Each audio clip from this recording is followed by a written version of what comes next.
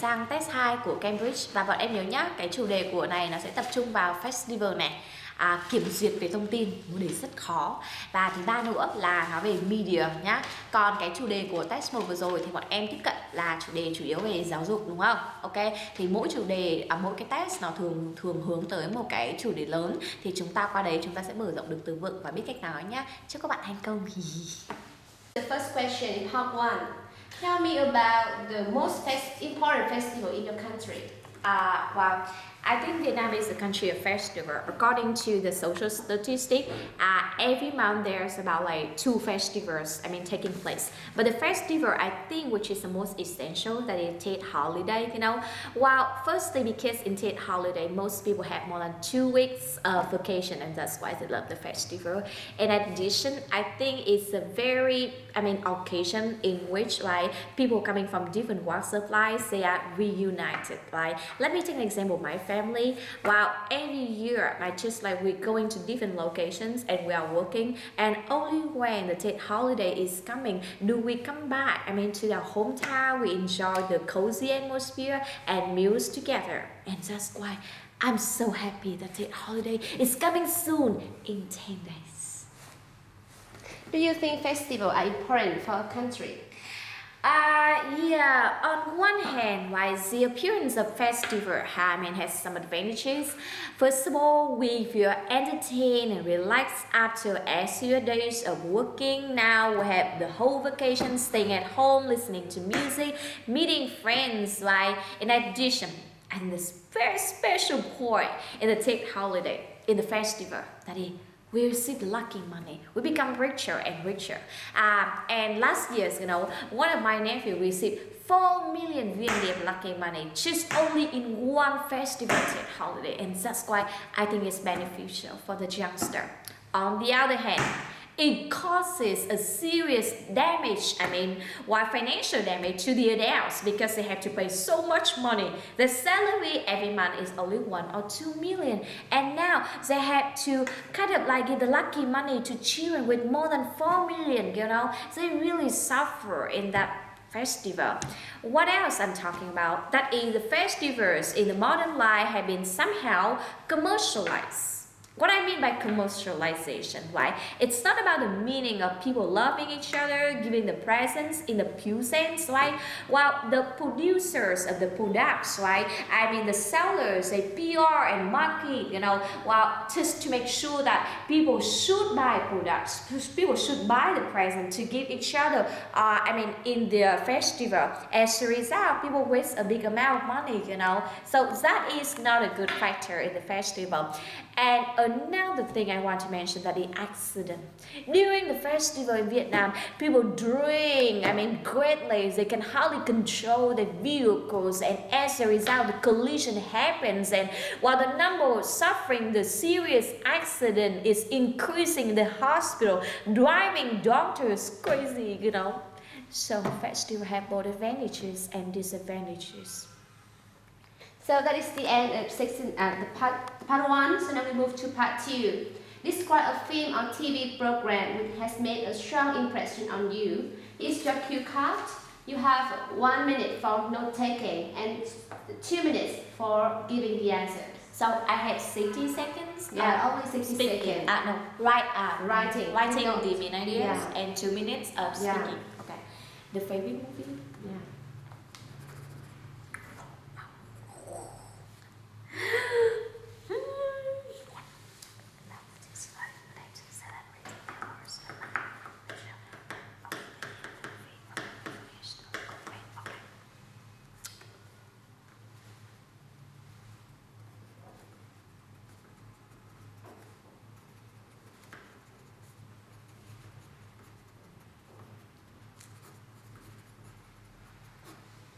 Time's up.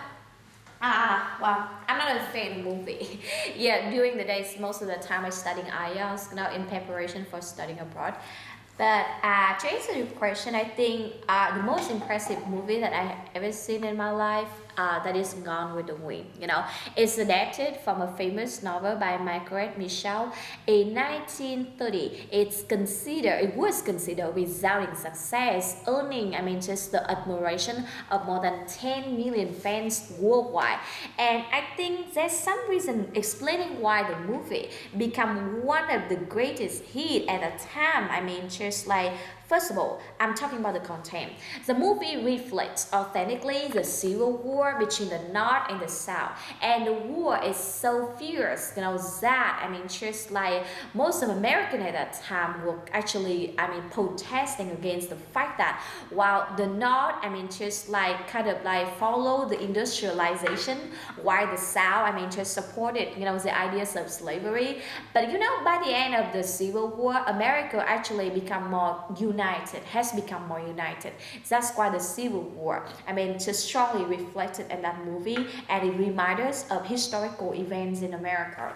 Secondly, I'm talking about the love in that movie. In the very normal, just movies that I have seen in my life, that two people falling in love with each other and then they get married, and if there's some problem arising, then they decide to get divorced, right? The clearest, say between love and not loving each other.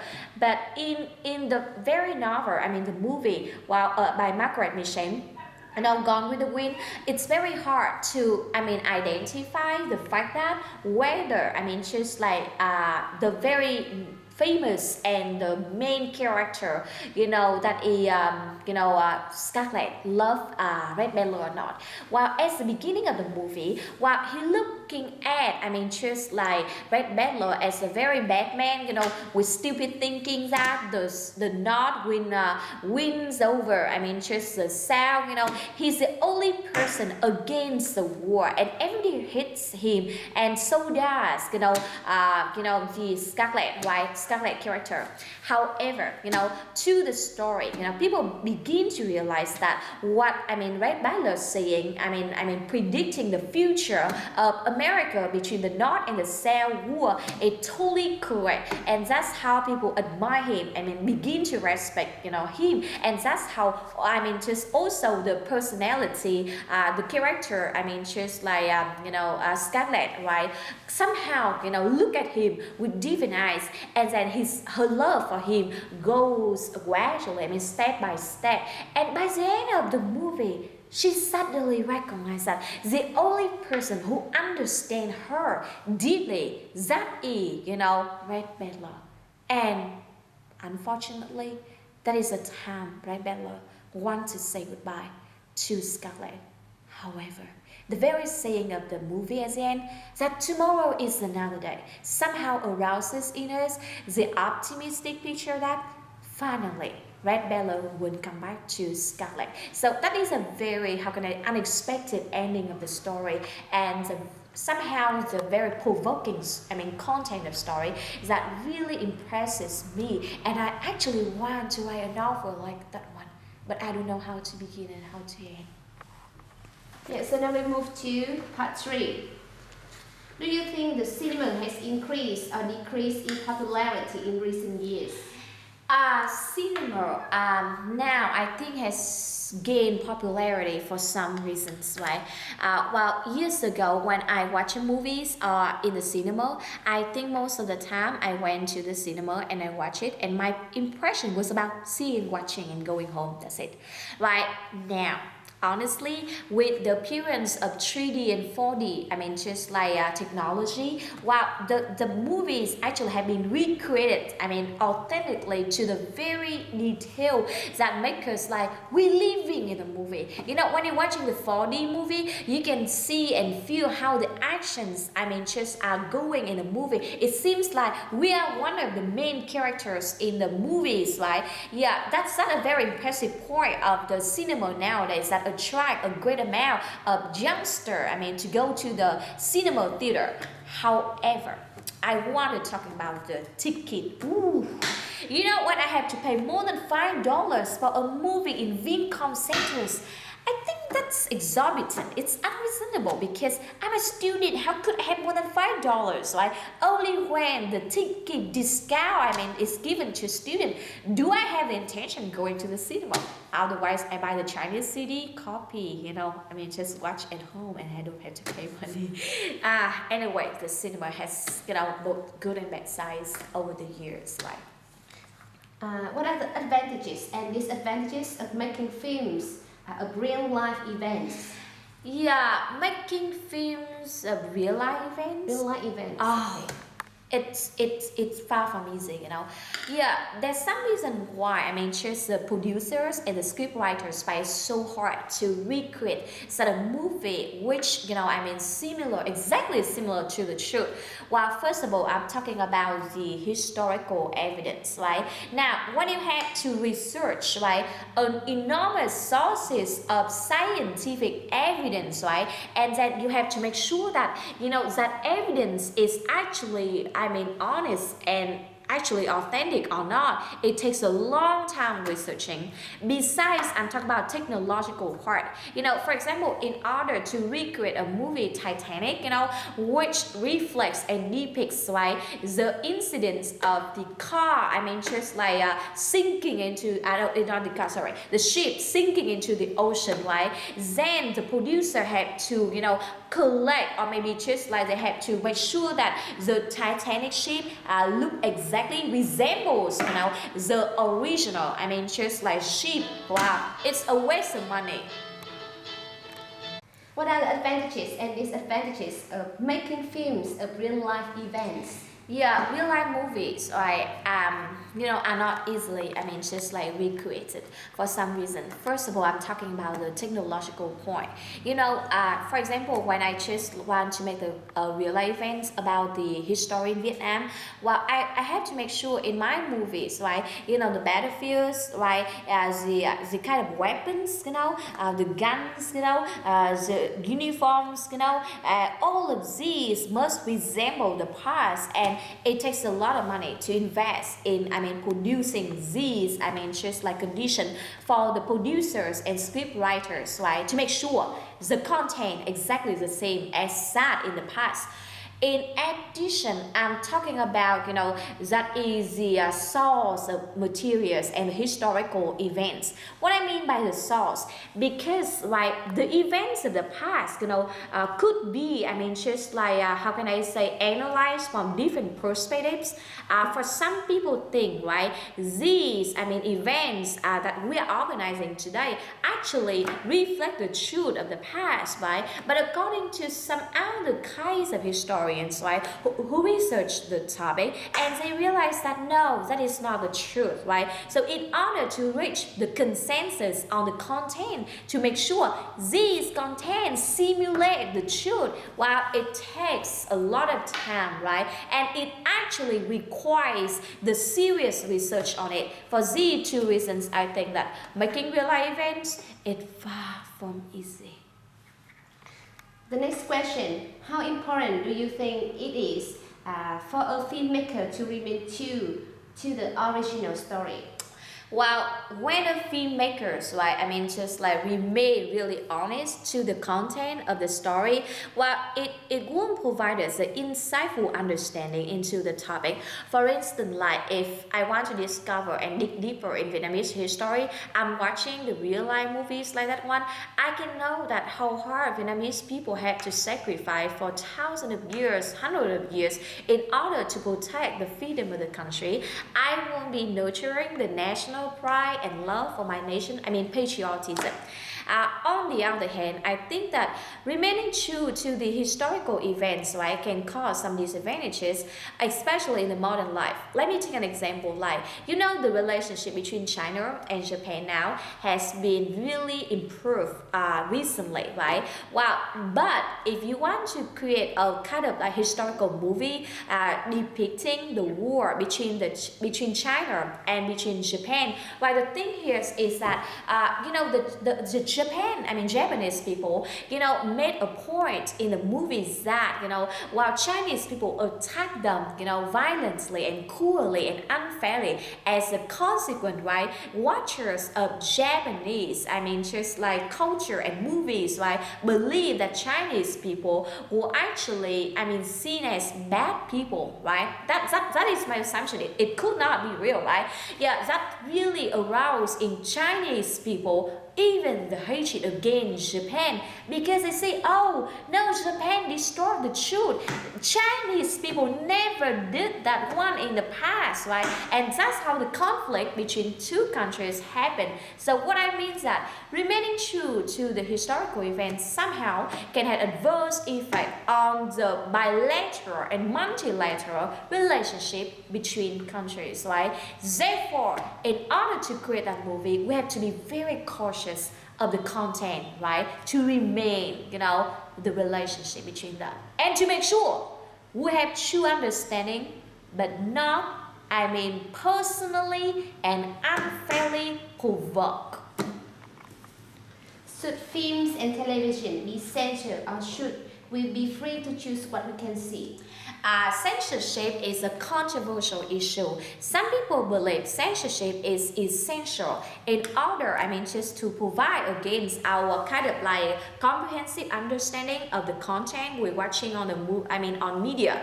Besides, like for political reasons, I think censorship is irreplaceable. Why? Let me take another example like this one, right? In Vietnam, we follow actually the one party ideology, right? Now, if like the government do not censor the materials in which emphasize the importance of multi-party, right, encourages the democratic, just society, while the conflict in political ideology when happens and the youngster in Vietnam grow up believe multi-party thinking is encouraged, is embraced, right? As a result, it doesn't serve the political government in Vietnam. Therefore, censorship is important. However, the problem is, right, I'm talking about some movies in which, like the writers and the script producers, they want to create a movie with this meaning message, right? They to portray the beauty of American people. But in American Beauty movie, in Vietnam, we're removing some sexual images that we believe which are unsuitable. As a result, the meaning of the writer, just like somehow has been distorted, right? And to some extent, while censorship is somehow believed to violate the human right. What is a human right? Every person is born to say what they mean, to show the truth, and now if the government stop them from doing that one, then people think that the government actually really stifle their human rights, right? And another reason I think that censorship is against, just like the kind of like, human rights in that, I'm talking about some kind of content of the newspapers, right? Yeah, some newspapers, right, the journalists want to say the truth about the situations that they see with their eyes and evidence, and now with censorship coming along, right, these contents are not shown to the public.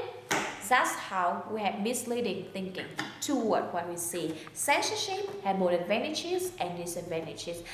Maybe I'm talking about another point, advantage of censorship, that if the government do not censor, right, maybe for the sake of profit, producers can betray the violent images, right, on television and media will have adverse effect on children, the young generation. So all the reasons above, I think censorship is advantageous and disadvantageous.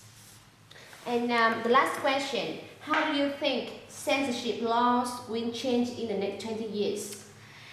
In 20 years, censorship still exists, right? Why I think it's still part of our life? Because every country has a different belief, different culture and political, just like faith. For instance, right, you know, in Islamic culture, right, the belief of these people is that they don't want, I mean, the youngster, I mean, the young generation, or the people in general to know what is meant by adultery, to see the violent or the sexual images, right? Yeah, however, in Western culture, they embrace, you know, the open thinking towards sex, you know, and that's why on the media they still show the sexual images, right? So that's why in Islamic culture, any kind of action depicting the sexual images will be seen as sinful, and censorship will take place therefore. So the difference in culture and in political belief explain why censorship, I think, in 30 years or even 40 years still exists. Oh.